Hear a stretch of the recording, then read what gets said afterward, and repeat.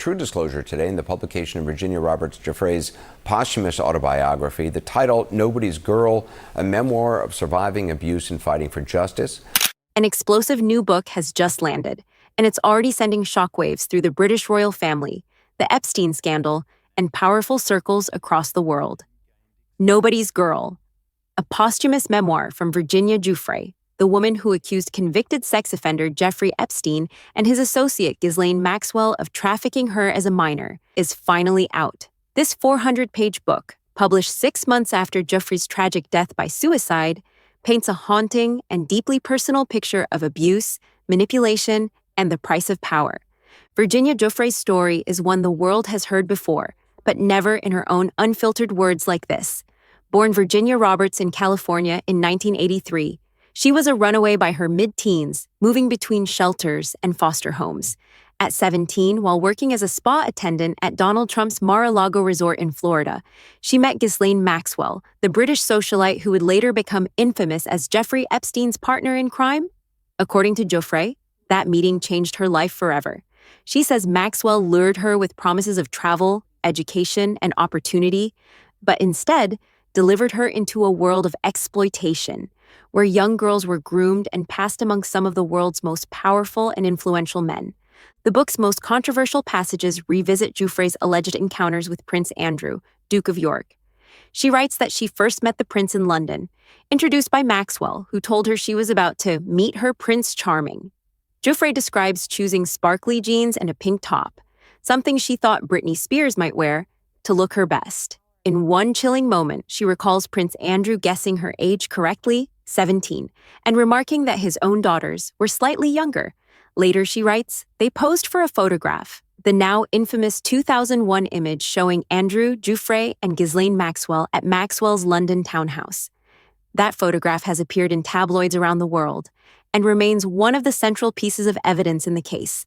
Prince Andrew, for his part, continues to deny ever meeting Virginia Giuffre, insisting the photo may be doctored, a claim widely questioned by investigators and the public alike. Giuffre's memoir does more than recount events. It immerses readers in the emotions, fear, and confusion of a teenager trapped in a web of privilege and predation.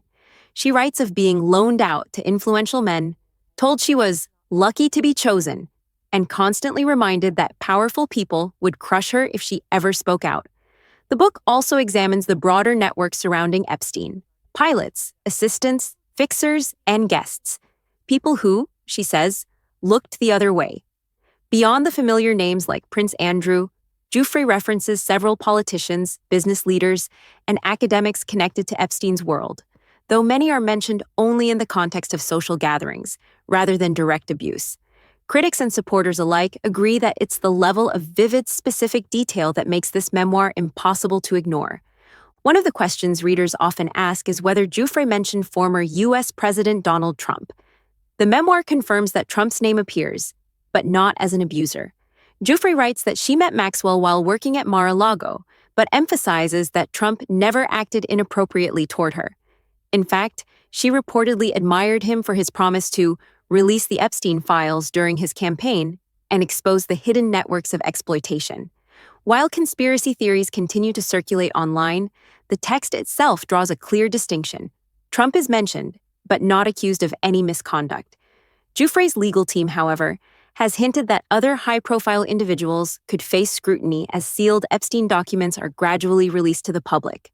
For Prince Andrew, this memoir reopens wounds that Buckingham Palace has tried for years to heal.